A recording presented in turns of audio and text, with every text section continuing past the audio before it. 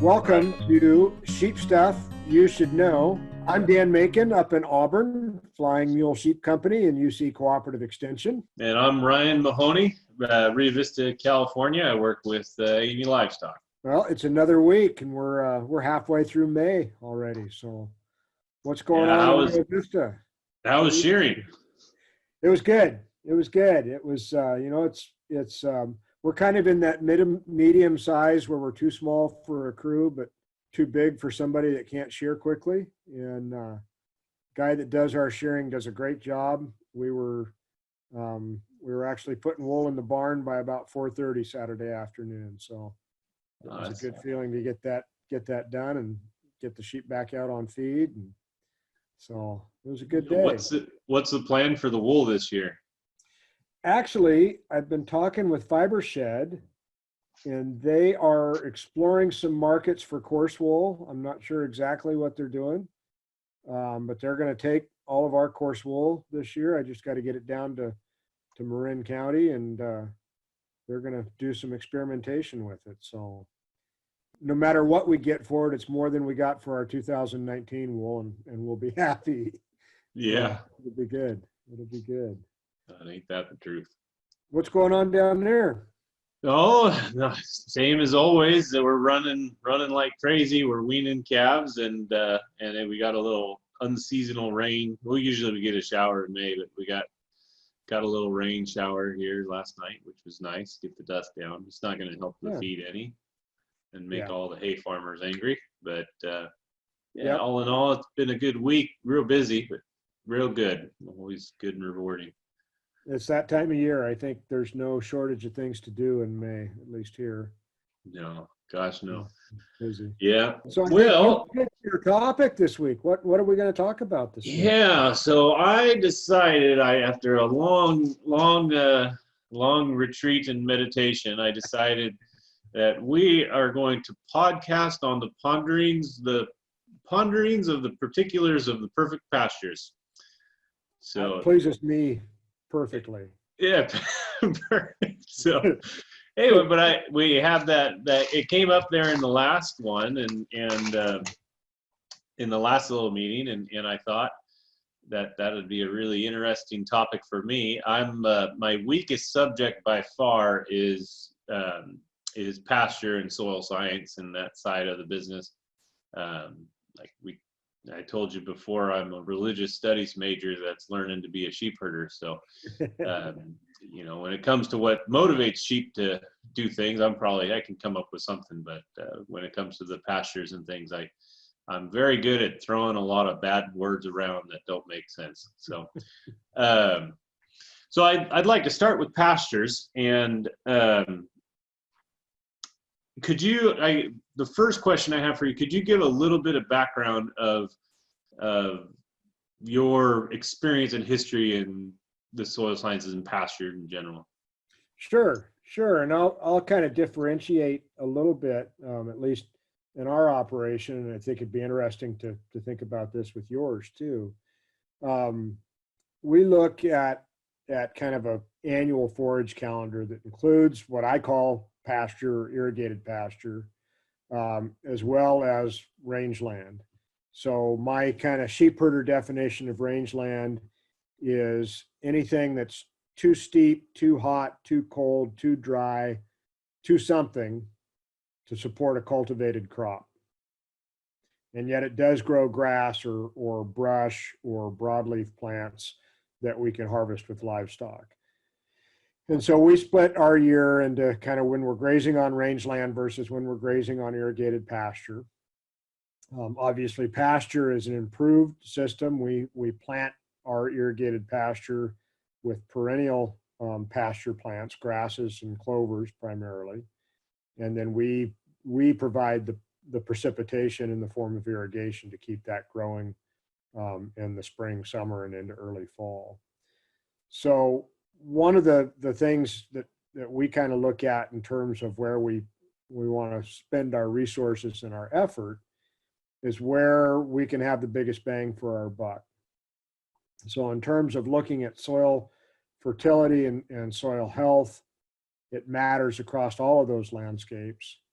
But because we've invested in seed and sometimes in fertilizer on the irrigated pasture side, we kind of give the soil health a closer look in that part of our system than we necessarily do on the rangeland side.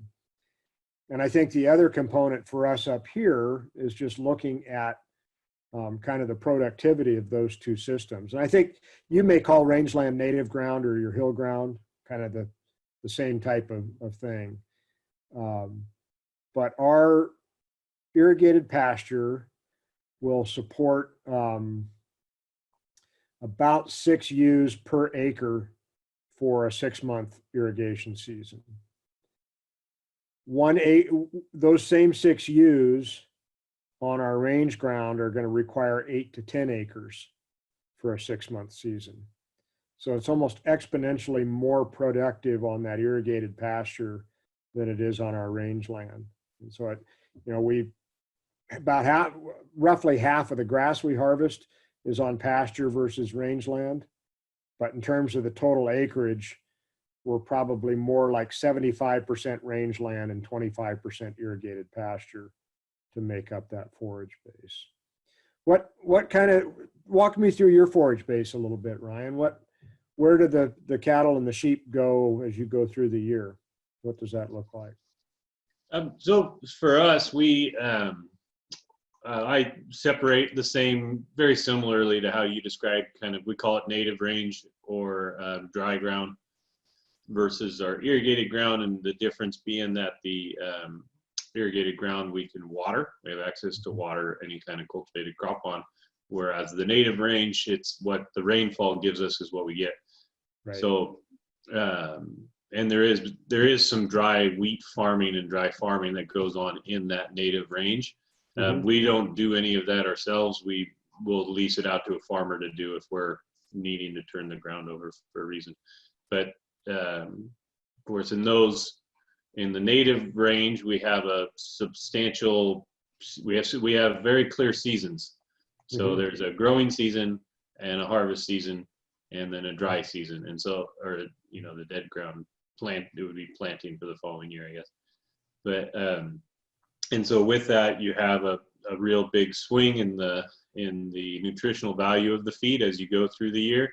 Yep. And it follows the growing curve that you could learn, and you could probably talk a lot more about that. Like I said, I don't want to get it too much of the science because I'll screw it up.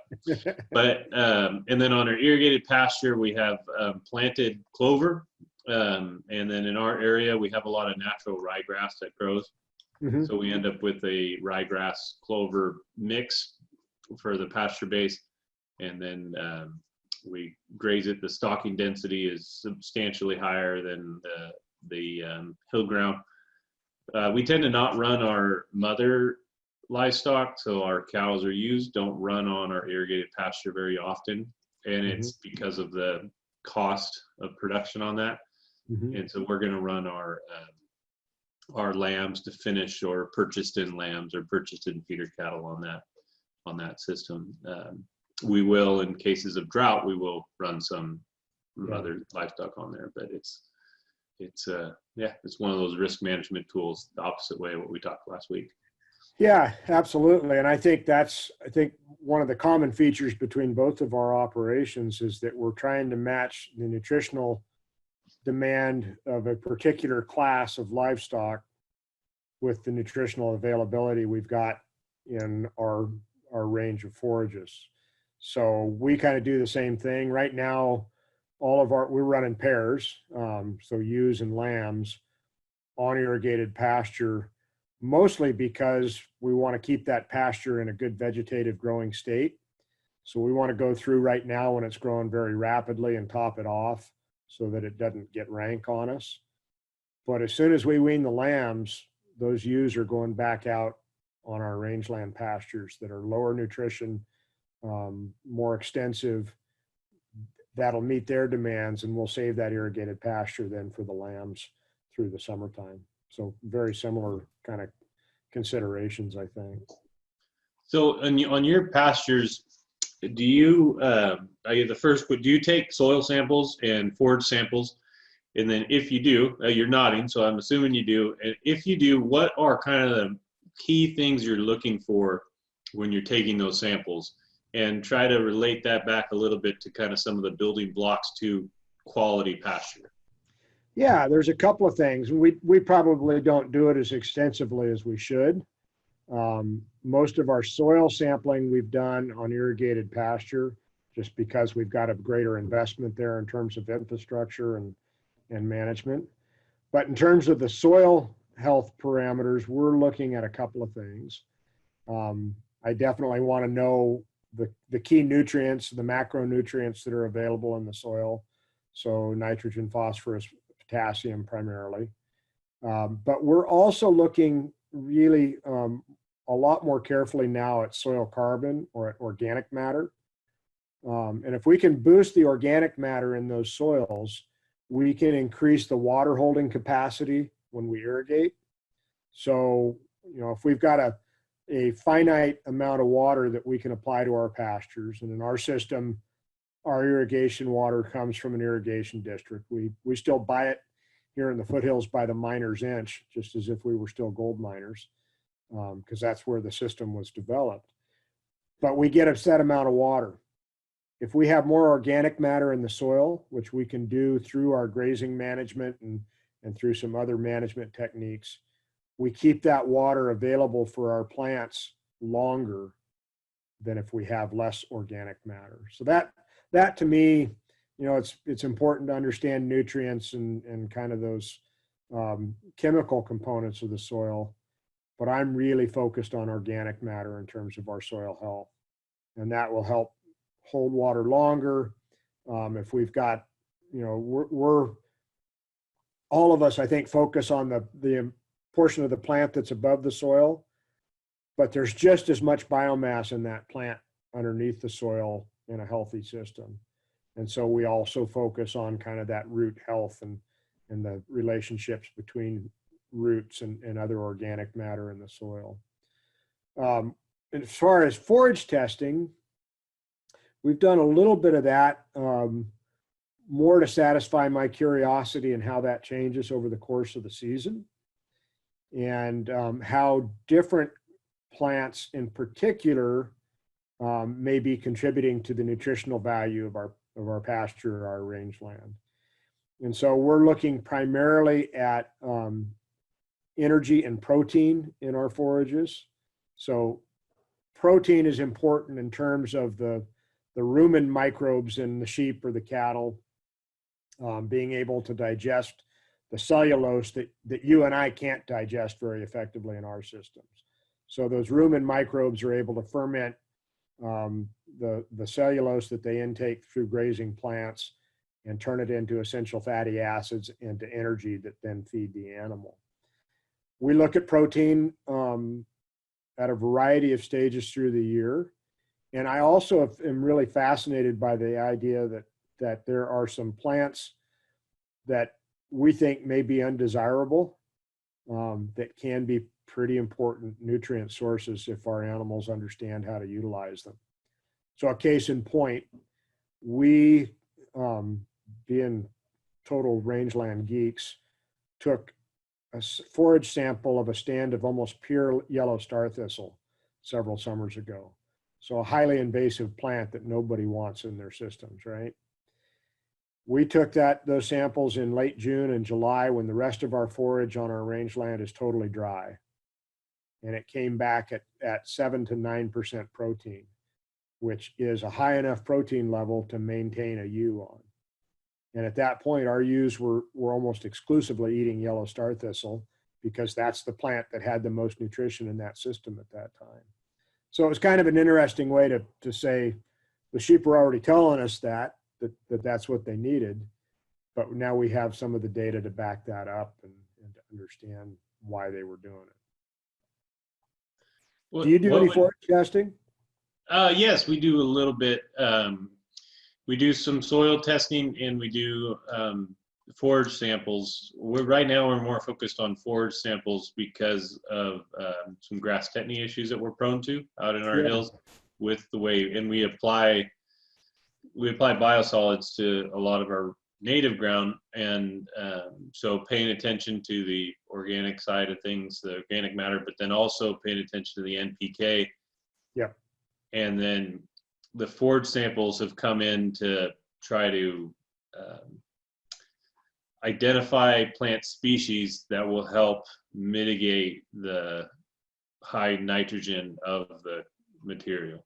So we're looking at that and been developing that over the last 1 or 2 years with minimal success. So, I think that's kind of a new frontier for us in terms of livestock nutrition and grazing management. Getting a better handle on some of those macro and micronutrients for the livestock that may be related to what the plants are taking up from the soil. Just kind of a side note on that, one of the issues that we are cognizant of here in the foothills is we graze a lot of old orchard ground.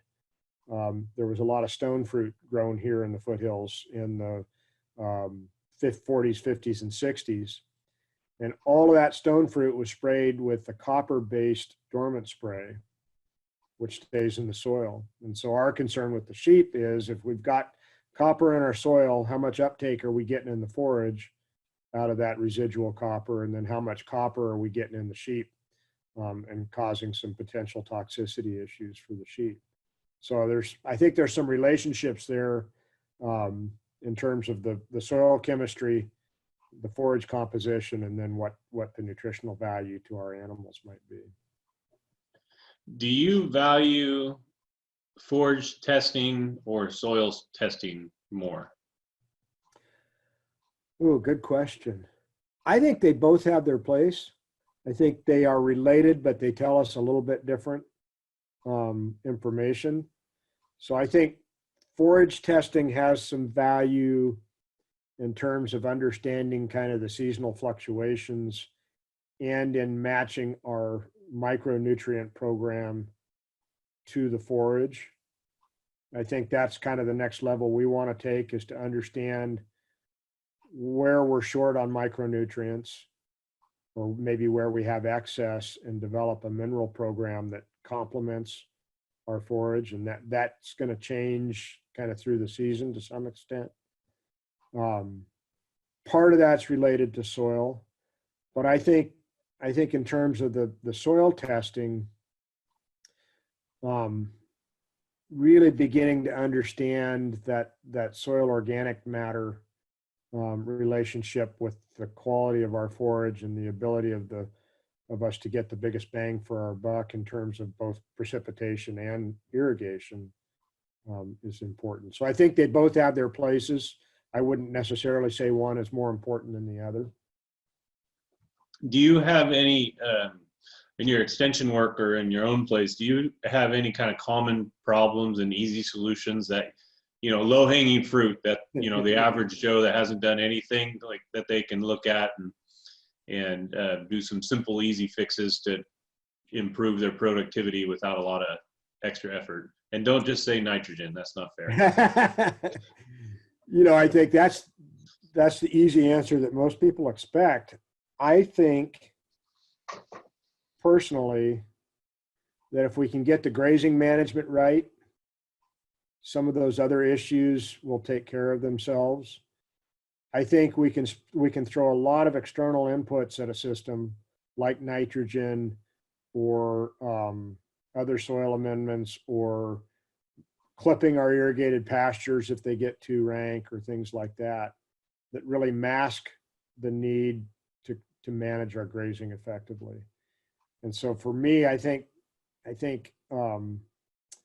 focusing on grazing management, on matching the animal's nutritional needs on a particular day with what we're able to grow on our rangeland or on our pastures, understanding how plants grow and respond to grazing is kind of the first step. And then from there, I think, at least from my perspective, we can kind of tweak the system in terms of the inputs. But if we're not managing the grazing effectively, the harvest process, we might as well just throw dollar bills out on the pasture and see if that builds organic matter. That does help sometimes. Depends on the value of the dollar, right? Yeah, yeah, exchange rates, right? What, what, how do you go about determining kind of the proper rotation or you know, and you can include multi-species, singular species, kind of some of those things in there. How do you kind of measure whether you're hitting that efficiency within your system? You know, I'm going to share a slide here real quick. One of the things that we look at is how plants grow.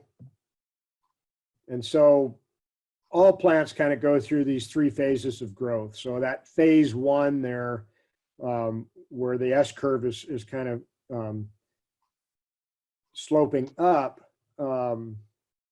that's the point where a plant has either just been grazed or is just germinated, and it doesn't have enough leaf area yet to generate the energy for growth. So it's drawing on carbohydrates from the root system or from the seed in order to generate growth so it can build its solar panels. Phase two, we start having enough leaf area that plant is really optimizing photosynthesis. It's got lots of leaf area. It's capturing solar radiation and growing very rapidly. And then phase three, even with a perennial plant, if we reach that reproductive phase for the plant, it's starting to decline in quality. It goes through a process called lignification, where it's creating more rigid cell walls, maybe to hold up a seed head, for example, with grass. And at that point, we've lost some palatability and we've lost some nutritional value. So if you think about your pastures right now, you know, if we see if I can use my pointer here, if we're grazing, if we're turning any kind of livestock in kind of at the top of this phase two on our pastures, and they're taking material off of that plant, and we're grazing it kind of down to the top end of this phase one period, we want to wait until those plants have regrown to this phase before we graze them again, right? Because we're still leaving leaf area down here so that they can grow rapidly. We're not having to draw a lot of energy from the root system, but we want them to grow back before we graze them again. So this period, this bottom part of the graph here represents days. We look at that, we try to match our rest period with the growth rate of the plant. So on our irrigated pasture right now, if I go through, we've got pastures that have a fair bit of orchard grass and white clover in them. Right now, May 13th, if I went in and grazed those to the level, you know, maybe a 4 to 6 inch height, they'd regrow to the point where we could graze them again probably in 25 days, because we're still kind of cool enough that those cool season plants are going to grow rapidly. And we've got long enough daylight hours and good soil temperature, so they're going to grow really fast. Here in the foothills, if I were to harvest those plants on the 1st of August when it's really hot, they're not going to grow as rapidly. So I'm going to have to adjust my rotation or my rest period to accommodate a slower growth pattern in the middle of the summer versus here in the springtime. So we might have a 35 to 40 day rotation in August on the same pasture where we've got a 25-day rotation in May. Does that make sense? Yeah, absolutely. Can you accomplish the rest days by depopulating the livestock? So going less animals per acre during the slower growth time of year? So we try to maintain the stocking rate to some extent.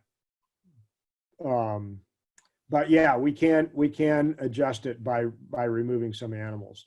So for example, one of the ways that we do it here right now, we've got, just looked at this inventory. We've got 92 mature sheep, which includes replacements and lactating females, and 112 lambs on irrigated pasture. and they're running together. So those ewes are consuming more grass than they would if they were dry because they're still lactating. Plus the lambs are big enough they're eating grass. What we will do in June is wean those lambs, and most of them will go away, and the ewes will go to dry feed. And so we have fewer head that we make that rotation with on the same pasture. And so we don't move as quickly once we've got fewer animals. And that's how we accomplish that rest in the midst of the summertime. So for our operation, and we're on a 21-day rotation basically. We're 7 days of feed, 14 days of rest. Mm-hmm. And we keep the same rotation days, rest days, throughout the entire year, with the exception of winter, the whole irrigation season. And we depopulate the pastures as the growing curve slows down. Okay. And I'm curious, according to what you presented there, it sounds like we would actually see better gains if we extended the rotation in the summer rather than the way we're doing it now. Probably would, and there's definitely a variety of factors to balance there, right? What do you do if you have labor efficiency is the one reason we do it. Yeah, absolutely. I think the other thing to think about, overgrazing is a term that gets thrown around a lot, and most of us probably don't really think about what it means in terms of the impacts to a particular plant. But overgrazing is really not a factor of the number of animals. If you come look at the pasture where I've got a horse, it's one horse and it's severely overgrazed. And what that tells us is that overgrazing is a function of time rather than animal numbers. And it can really happen one of two ways. So it can happen if we're leaving animals in a pasture past that point where they've grazed down to the bottom of that phase 2. That means maybe that plant that they ate on day 1 has started to put some more leaf out, and the animal comes along and eats it again. So we're getting a second bite of a plant before it's recovered from the first bite, essentially is what we're saying there. The other way that we can overgraze, which is part of the challenge in adjusting that rest period, is that we bring animals back too soon. And that 14-day rest might work really well in late April or May. But in August, when growth is slowed, even if it's fewer animals, if we're coming back too soon, we can impact those desirable plants that the animals prefer to graze on. So that's kind of where we can actually improve the nutritional quality and the quantity if we're able to adjust our rest periods based on the plant rather than on the calendar, for example. Does the moisture content of the soil affect your rotation at all? Yeah, it can. So with irrigation, we're trying to maintain between probably 50 to 80% soil moisture to maintain plant growth. If we drop much below that 25 to 50% soil moisture range, we're going to really impact plant growth. They're not going to recover as quickly.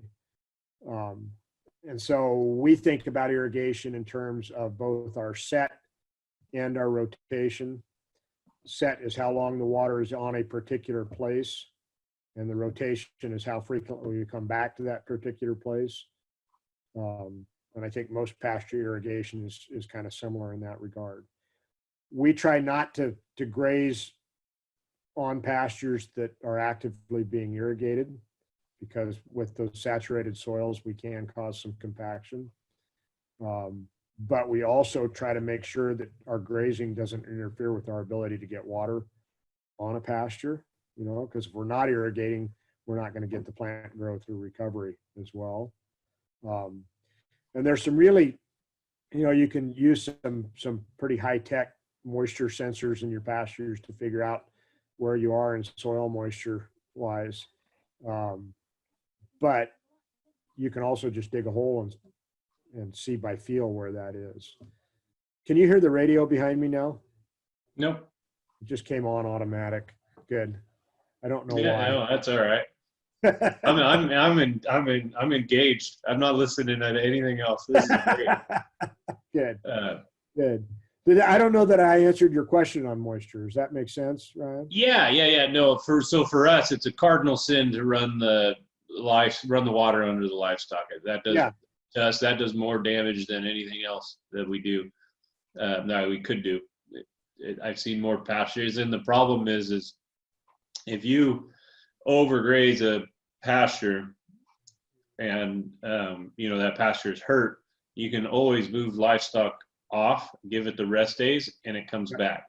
Yep. But if you water under livestock and they'll destroy the borders and the checks, and we're all flood irrigation. Yep. And that means you need to re-level the field, which costs you $3,000 an acre. So and there's all kinds of other reasons not to do that too. You got moist soil and warm temperatures and sheep that are predisposed to foot rot. You're going to be treating some feet. Absolutely. There's a lot of reasons. Yeah. Definitely creates an expensive mistake if you end up running water under, especially cattle. Sheep, you can cheat a little bit, but with cattle, you can go, and if you see guys that water under their livestock, the production of the pastures is 1/10 of what you can get if you're rotating it properly. Well, and I think this is probably a topic for another session, but I think from a regulation standpoint, in terms of water quality, what makes sense for us as ranchers in terms of animal health and pasture health also coincidentally protects water quality. And so there's benefits to doing all of this, this management that we're talking about. So you a fan of multi-species grazing?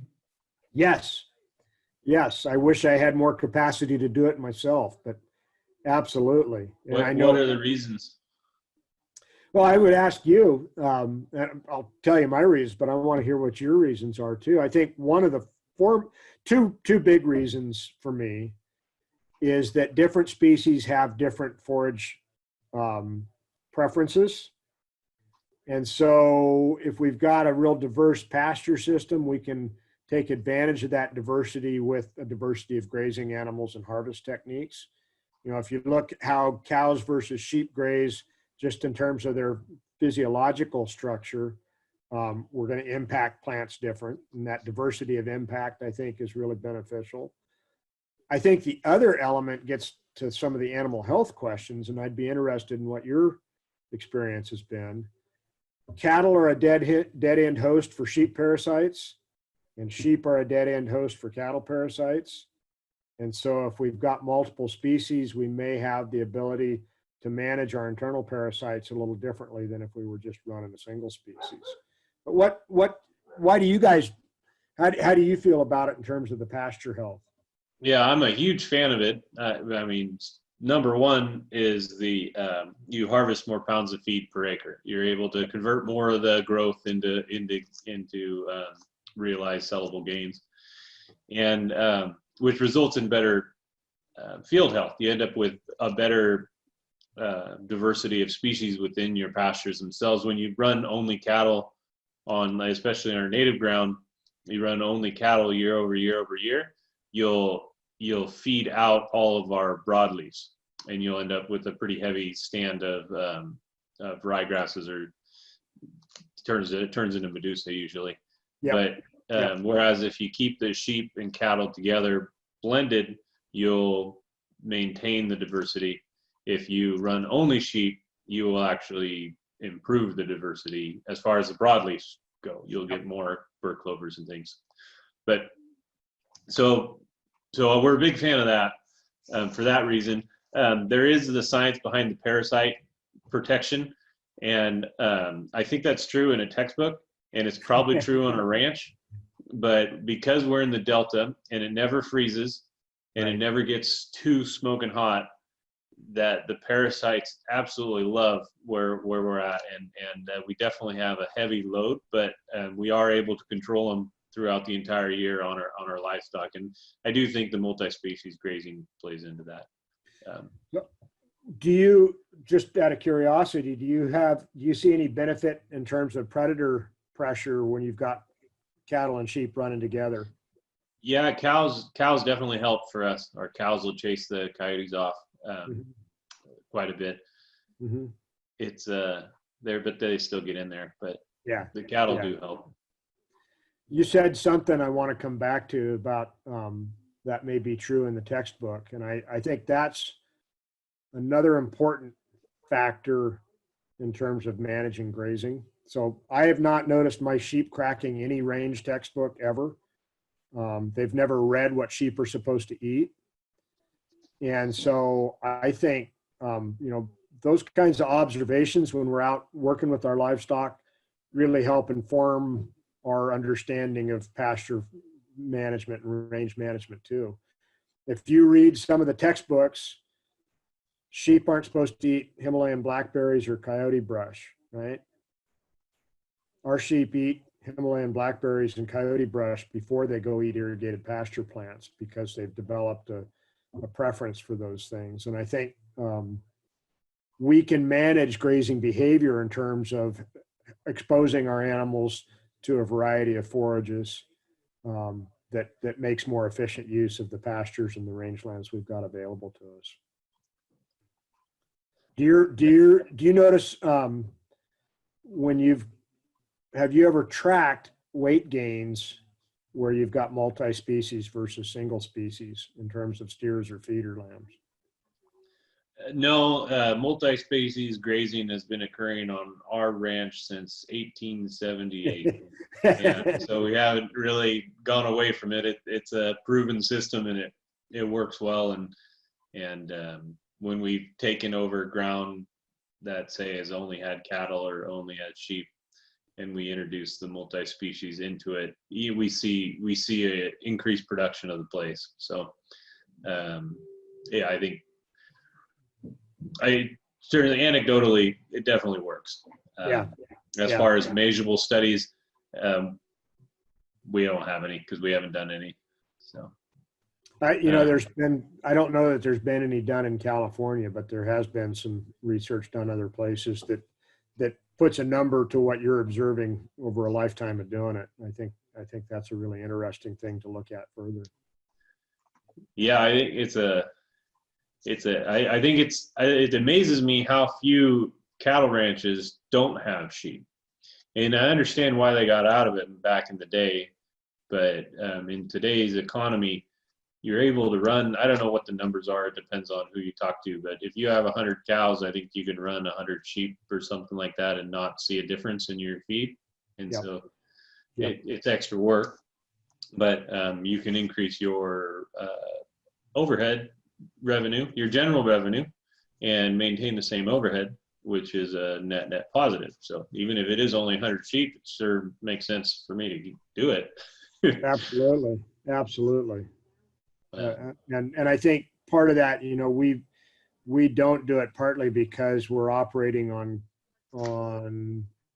ground that doesn't have any infrastructure, and for which we don't have long-term commitments. But I think if we did have some longer-term commitments, there'd be some real value in adding cattle to our system with the sheep.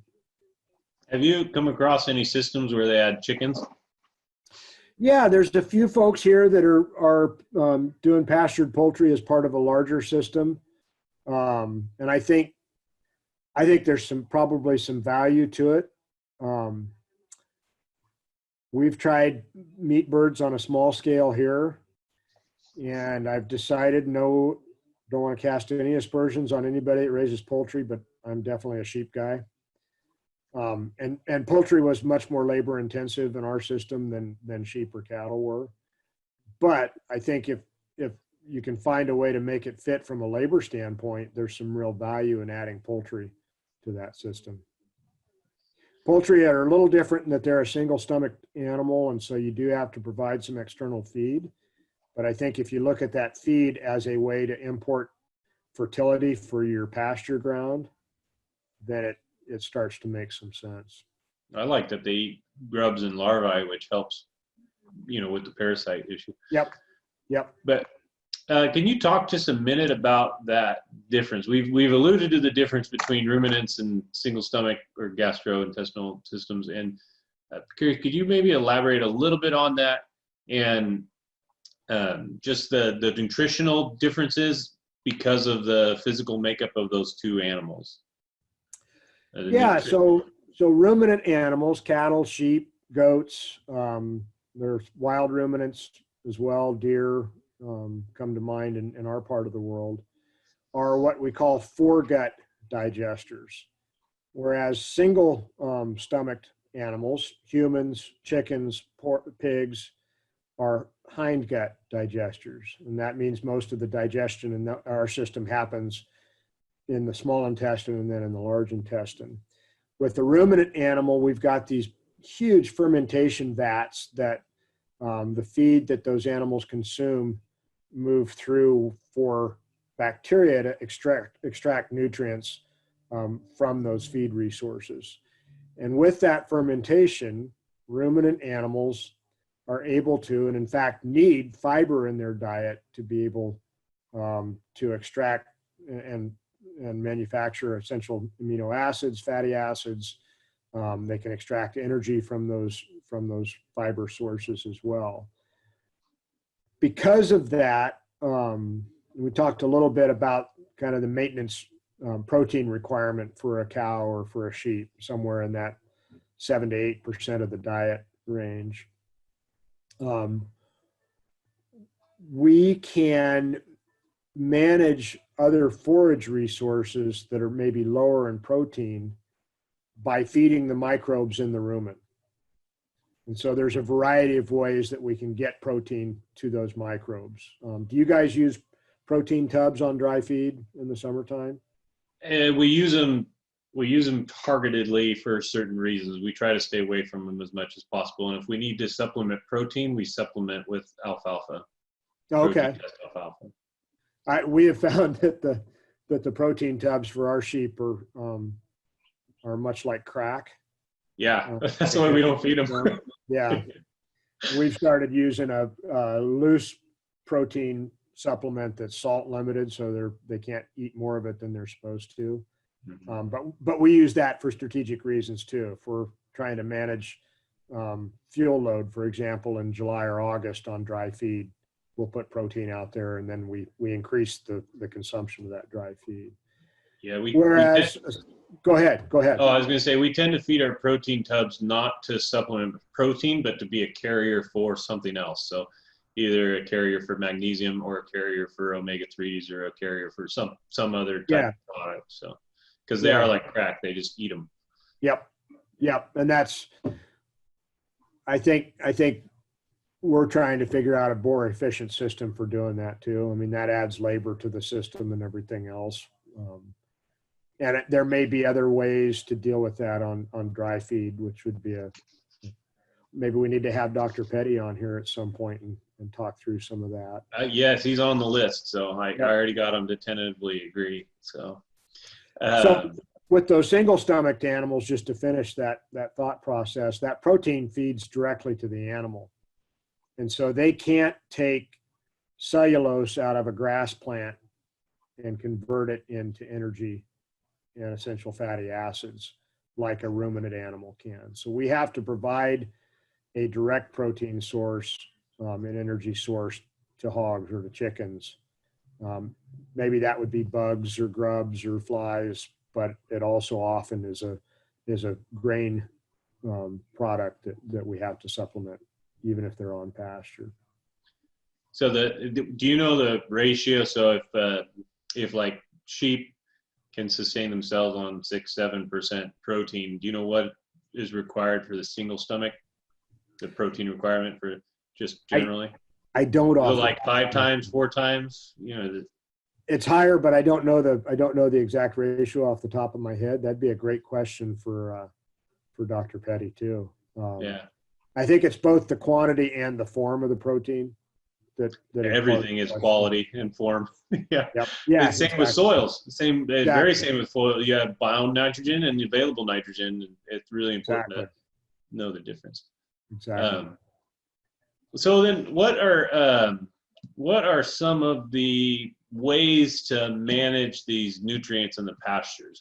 What have you, and then in that, my kind of sub question is, can you focus too much on pasture versus too much on soil versus too much on the animal? Like if you had to choose one of the three, what should you focus on? And then what are some of the ways you manage that, or available ways to manage nutrients? That's a really good question. I think I look at it maybe a little bit differently. I look at the impacts that a grazing animal has in our pasture system. The primary impact that most of us think about is the consumption of that plant. So grazing is that primary impact in our pasture systems. Grazing impacts the plant, but it also impacts the soil, because when we prune the top of the plant, we also prune the roots as we draw energy reserves out of those roots to get the plant to regrow.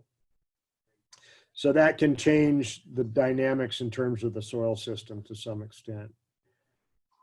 What would you say is another impact of animals on a pasture, just in terms of your observation? What else do they do besides eat a plant? Well, they drop a little nitrogen on it, but it's usually, for me, it's not enough to be measurable. It's an input, but it's not enormous. No, and I think that's a really good point to make, Ryan. I think when we look at nitrogen flows in a pasture system, irrigated pasture is typically a nitrogen sink. We're pulling more nitrogen out of that pasture than we're adding to it by manure deposition or urine deposition, because some of that nitrogen that's pulled out and that the animals are grazing goes to make fiber or muscle or bone. I mean, it's removed when the animals go off the pasture. But one of the things that we can do with managing that manure deposition is where and how it gets spread, right? So if we're pulling some nutrients that are stored deep in the soil out of the roots, we can take those nutrients and put them on the soil surface where they're more available for future plant growth. So that's one of the issues that we can think about. On a rangeland setting, if you're thinking about where sheep bed down, we're taking nutrients from all over that rangeland and concentrating them on the bed grounds. That's where all the stickers grow. Exactly. What happens when we have excessive nutrients in our soils? Yeah. We grow foxtail and thistle, right? Yeah. So we can think about how we manage that nutrient deposition. The other thing, and I love this terminology, only a scientist would come up with this, but there is something called the zone of repugnance. And if you look at a cow pie or a sheep manure pat in your pasture that maybe was deposited a month ago, you might notice that the animals haven't grazed the plants right around it for a little bit. And that's kind of an evolutionary response to that parasite issue or disease transmission. They don't want to graze right around where they've defecated. And so that can impact our ability to graze a pasture. It takes up feed resources. What's the last thing that animals will also impact a pasture by? What other thing do you notice if they've been in? So on your 7-day graze, by day 6, what do you notice? Maybe. Oh, they start walking? They start walking and they trample the forage, right? Yeah. So stuff that they've trampled down, they maybe not are going to graze as effectively as stuff that's standing up.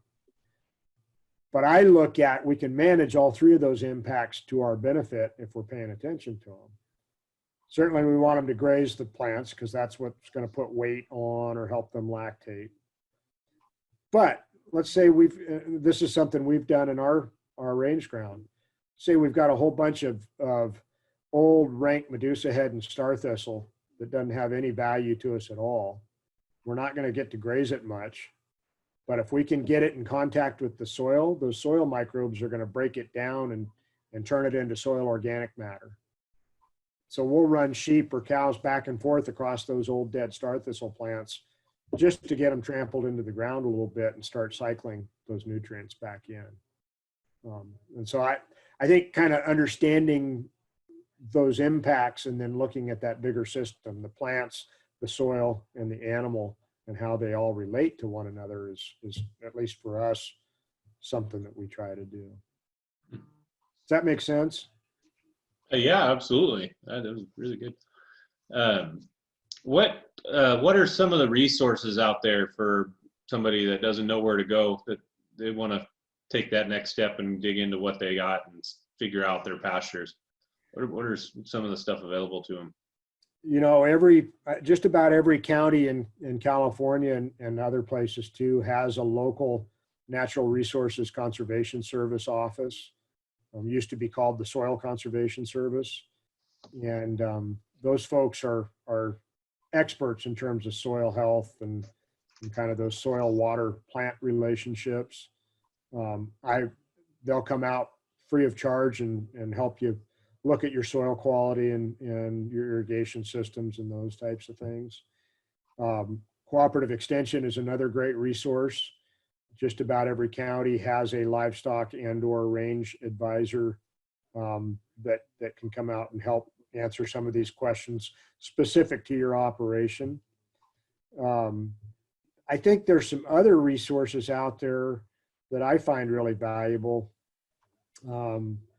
There was a guy who taught at Utah State who really looked at grazing behavior and plant responses, named Fred Provenza.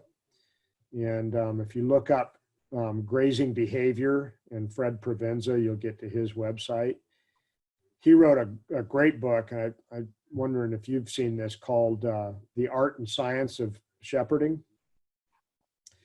And he went and spent some time with one of his colleagues in France, just following French sheep herders around.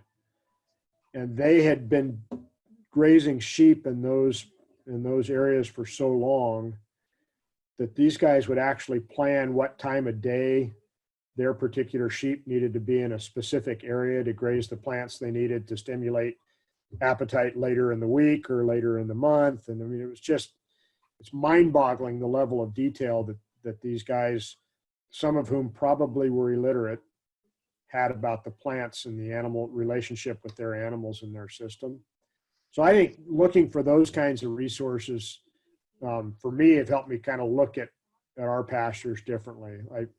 I try to pay more attention to what the animals are grazing or maybe what they're not grazing, and how that changes from day to day or season to season or even year to year. But I'd start with Cooperative Extension and with NRCS in terms of those technical assistance pieces. So I guess my last question to kind of wrap this up is, it would be, it's kind of a multi-layered question. We've touched on a lot of it already, but how do you decide whether something's good sheep feed versus bad sheep feed? And then using grazing behavior to kind of utilize some of those maybe perceived bad feeds to your benefit. And I'm curious as to your answer to this too. Kind of the flip answer that I would give is that there's no bad feed, there's just bad management. But you know, there's certainly times of year when sheep aren't going to eat certain things. I like a diversity in our pastures. So I like a combination of grass and broadleaf, particularly clovers, but I think there's some value in some of the other broadleaf species that we have on our rangeland too. Our sheep, certain times of year, absolutely love mustard. They like grazing chicory when we've got it in our irrigated pastures. Plantain is another plant that our sheep will actually seek out certain times of year. And part of it for me is kind of trusting their nutritional wisdom. If we've got a diversity of plants in our system, trusting the sheep to find what they need at that particular life stage that they're in, whether it's lactation or maintenance or what have you. I had an opportunity last summer to spend some time up in the Sierra with a sheep outfit that grazes north of Truckee. And most of my experience with Sierra meadow grazing had been with cattle, and I kind of know what the cows will eat. But talking to these sheep herders, even in my very poor Spanish, it was really, really interesting to talk to them about what they saw as good sheep feed. And as you've observed down there, it's a very different thing than what you would expect cattle to eat. You know, the sheep were going through and eating brush and eating some of the broadleaf plants that the cattle wouldn't know what to do with. And so because these guys had been grazing sheep up there in one case for 20 years, he had a really good idea of where he needed to take the sheep in that landscape to meet their dietary needs. I think part of it is just a lifetime of experience and watching to determine what is good and what maybe is not so good, and how you cope with that. How do you make that decision? What do you see as good sheep feed versus less good? I'll answer that after you answer this next. I got a regular question. So is all sheep feed that they like to eat necessarily good? Because I've seen some cattle that really like oleander that don't make it. No, I think that's a good point. I think it's important to know what's in your system that could be toxic too, with the exception of a few things like oleander, water hemlock, some of the really, really toxic plants. What we have found, particularly in our system, is that even when we do have some toxic plants, the sheep either buffer it by grazing things that aren't toxic as well, or they have an immediate feedback where they eat something that does cause some slight upset. So to give an example, in our irrigated pasture, one of our landlords is big into monarch habitat and pollinators. And so she really likes the fact that she has narrowleaf milkweed growing on our irrigated pastures because that attracts the monarch butterflies. Well, if you read the book, narrowleaf milkweed has the same toxin as oleander. And our sheep ignore it, primarily, I think, because they may take a nibble of it, get kind of a stomach upset, and decide that's not something they want to eat. I think our animals kind of do that too, with the exception of those things that they may get inadvertently in hay, or somebody's chipping oleander alongside a pasture and blowing the leaves into the pasture. They get a couple of bites of those leaves, and that can be deadly. But good question. So how do you look at good versus bad? Yeah, so for us, we really, because we're all under fence and because it's all the way the pastures are set up, there's not a lot of I don't know what you would call it, kind of like the mountain example, where it's just there's a lot of different choices. We get to choose what we have. And so as far as good sheep feed and bad sheep feed, it really gets back to those, the diversity. The more diverse a pasture is, the better it's going to be for them. And we do rotationally graze, even on our dry ground, our native ground. We rotate them, or we rotate them heavy in the spring, and then we stretch the rotation out in the winter or in the summer. And even in that, we end up utilizing the majority of the feed of the plant base in the fields through that system. So everything pretty much gets used, with the exception of, say, the Medusa or something like that, which pretty much has no nutritional value. And but even then, you can feed, if you supplement with alfalfa or something like that, they will pick up that fiber to mix with it and fill their gut. So it's just a note on Medusa head. Some of our winter ground has Medusa head on it, and adding protein gives us a way to fill their stomachs at a time of year when maybe there's not much else growing. So it's not what I want to see, but it's not the end of the world either if we manage it appropriately and manage their nutrition appropriately. Yeah.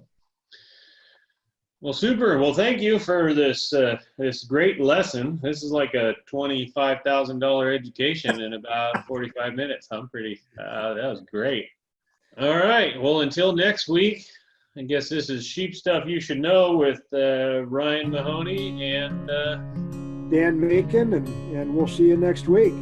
yes, sir. Take care, Great. Dan. Thanks, Ryan.